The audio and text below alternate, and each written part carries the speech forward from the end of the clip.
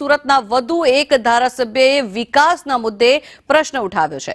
સુરતના પૂર્વ બેઠકના એમએલએ અરવિંદ રાણાએ પત્ર લખ્યો છે અને સુરત મેયરને પત્ર લખી અને વિકાસના અભાવ મુદ્દે રજૂઆત કરવામાં આવી છે। સેન્ટ્રલ ઝોનમાં સાર્વજનિક સુવિધાઓનો અભાવ છે તે પ્રકારનો ઉલ્લેખ અરવિંદ રાણા દ્વારા આ પત્રમાં કરવામાં આવ્યો અને પાયાની સુવિધાઓના અભાવના કારણે થઈને લોકો હિજરત કરી રહ્યા છે તે પ્રકારની વાત પણ આ પત્રમાં કરવામાં આવી છે। સાથે જ તેમણે કહ્યું છે કે ખાડાવાળા રસ્તાથી લોકો કંટાળીને હિજરત કરી રહ્યા છે। 9 મીટરથી પણ પહોળા તમામ રોડ આરસીસી બનાવવાની આ પત્રમાં માંગ કરવામાં આવી છે। ત્યારે તળ સુરત વિસ્તાર ભાજપનો ગઢ માનવામાં આવે છે। જો કે આ પહેલા પણ અનેકો વખત રજૂઆત કરવામાં આવી છે। તેમ છતાં હવે ક્યારે આ પ્રશ્નનો ઉકેલ આવે છે તે સૌથી મોટો હવે પ્રશ્ન છે।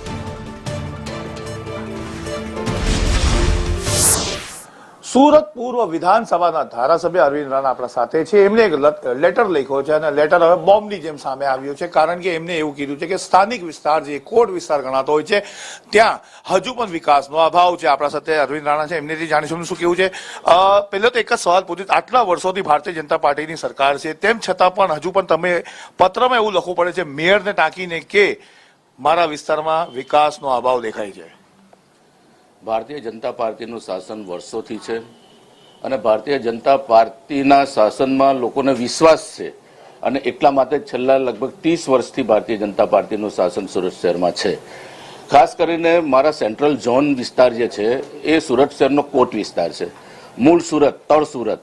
હવે આ સુરત શહેરની અંદર વર્ષોથી કોર્પોરેશન હતું, એના પહેલા નગરપાલિકા હતું, એના પહેલા બરોડ મહાનગરપાલિકા હતું।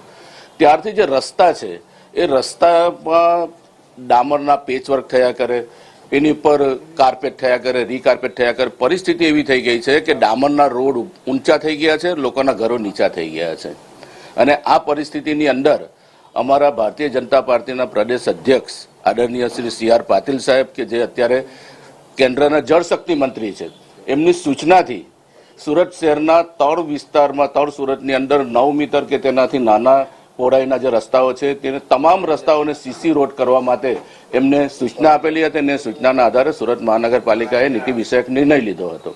હવે આ નિર્ણયના આધારે કેટલાક રસ્તાઓ સુરત શહેરમાં બનેલા છે અને ખૂબ સારી રીતે જે કામગીરી થઈ છે, એટલા માટે સુરત શહેરના લોકોની લાગણી, માંગણી અને અમારા ચૂંટાયેલા પ્રતિનિધિઓની પણ માંગણી છે કે સુરત શહેર સેન્ટ્રલ ઝોનના તમામ વિસ્તારમાં તમામ રસ્તાઓ સીસી રોડ કરવામાં આવે અને એ અંગે મારી રજૂઆત છે।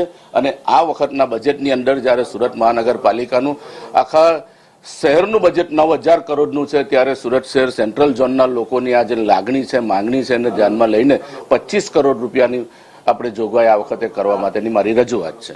તો તમારી સામે છે, એમને ખુલાસો કરી દીધો છે કે કયા કાર્યમાં પત્ર દેખાવ છે, પણ ફરી એકવાર યાદ અપાવો, વર્ષોથી અહીંયા સ્થાનિક વિસ્તારની અંદર વિકાસના કામો ધીમી ગતિએ ચાલી રહ્યા છે એવો એમએલએ અરવિંદ રાણાએ પત્રમાં આરોપ કર્યો છે। કેમેરા પર્સન ભૂષણ ચૌધરી સાથે આઝમ સાલે, સંદેશ ન્યૂઝ, સુરત।